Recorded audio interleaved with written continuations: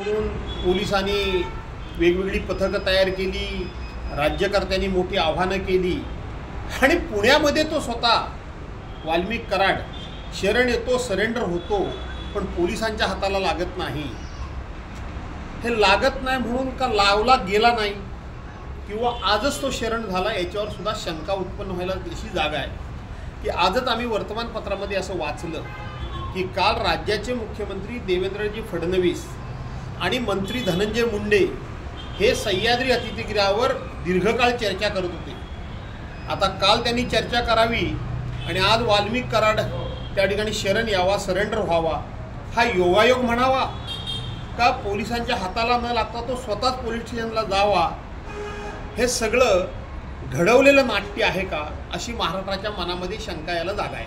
पद्धतीने बघताय असं आहे की वाल्मिक कराड हा बीड प्रकरणातला जो महत्त्वाचा संशयित गुन्हेगार आहे, जी काही घटना घडली त्याचा कर्ता करविदा हा वाल्मिक कराड आहे असं संपूर्ण महाराष्ट्र आक्रोश करून सांगतोय।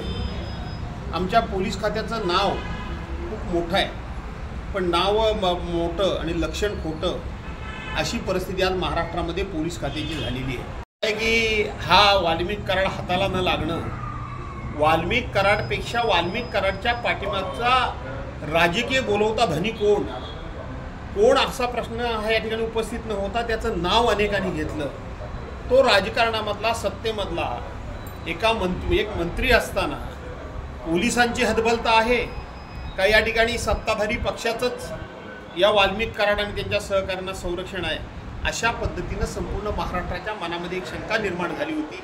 आणि म्हणून मी म्हटलं काल सह्याद्री अतिथीगृहावर राज्याचे मुख्यमंत्री तथा गृहमंत्री आणि ज्या मंत्र्यांचं नाव घेतलं जातं या सगळ्या प्रकरणामध्ये ज्यांचा आशीर्वाद आहे असे मंत्री एकत्र भेटतात आणि आज त्यातला मुख्य आरोपी स्वतःहून पोलीस स्टेशनला हजर होतो, सरेंडर होतो।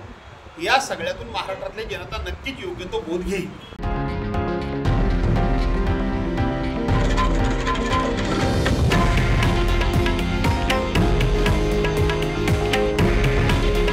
हे आहे देशातील नंबर 1 न्यूज नेटवर्क आणि आपण पाहत आहात TV9 मराठी। काळजी तुमची, हित महाराष्ट्राचं।